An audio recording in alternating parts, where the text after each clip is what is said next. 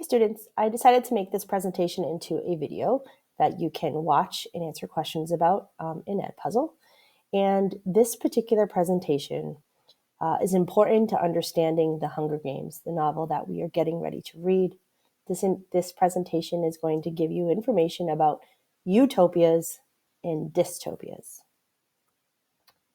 The definition of a utopia is no place. It's no one specific place. It's an ideal existence, like a perfect place. And it's any visionary system of political or social perfection.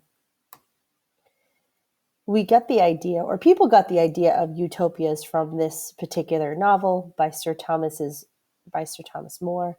It was called Utopia. So who lives in utopias?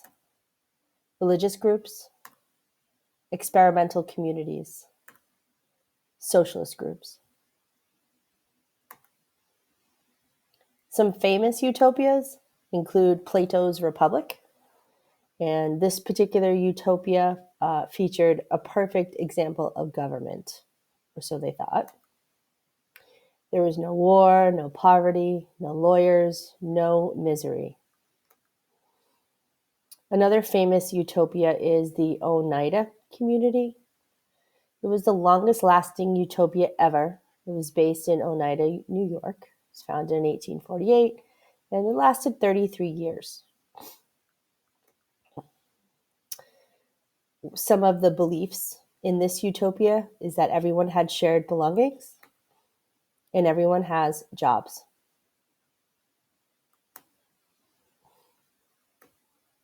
Here's some pictures of that community.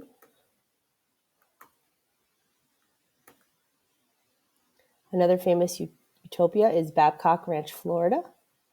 This is a new utopia in Florida that hopes to be the greenest city on earth. Some of the ideals in this utopia is everything is green energy. It opened in 2017. Another famous utopia is New Harmony, Indiana. The Perfect Science Discovery Community. It was founded in 1825. This utopia lasted 2 years. It was famous for its scientific discoveries. Here's some pictures of what New Harmony, Indiana looked like.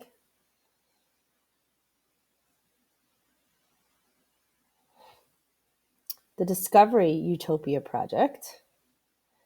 Each year they try to invent a new functioning utopia. Some other famous utopias include the Garden of Eden, Shangri-La, and the Lost City of Atlantis.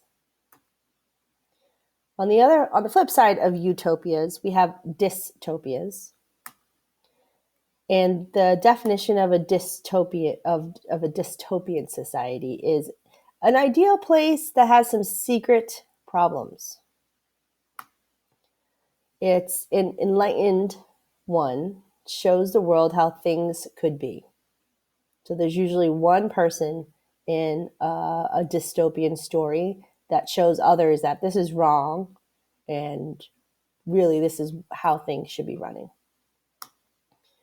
Some famous dystopian novels is 1984. Probably read this in high school. The seemingly insignificant man works for the government. His job is to change the records, to change history, to rewrite the events of our past. Eventually, he can't stand it and begins a rebellion that leads him into torture and all other kinds of trouble. Another famous dystopian novel is Fahrenheit 451. This one's set in the future, and it's about a fireman who burns books for the government. In this particular dystopian society, anybody caught with a book is in violation of the law and subject to punishment. But of course, as in any other dystopian story, there is somebody who refuses to let books disappear. They become the hero.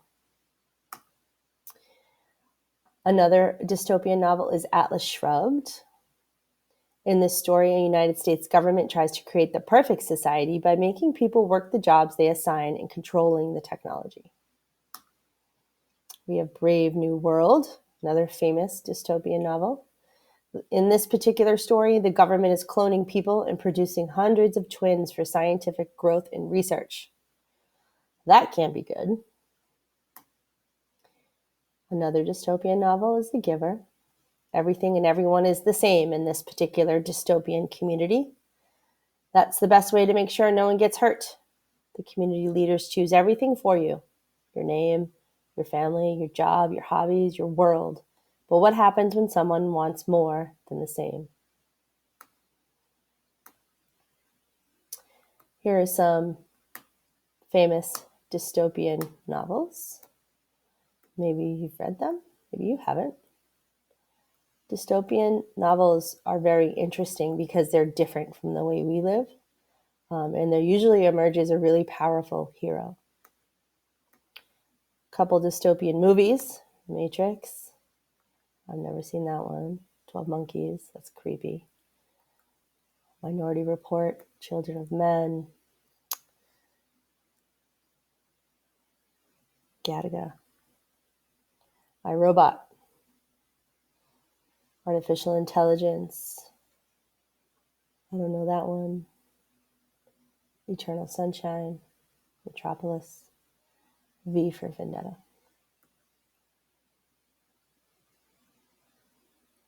And that is the end of my presentation. Thanks for watching.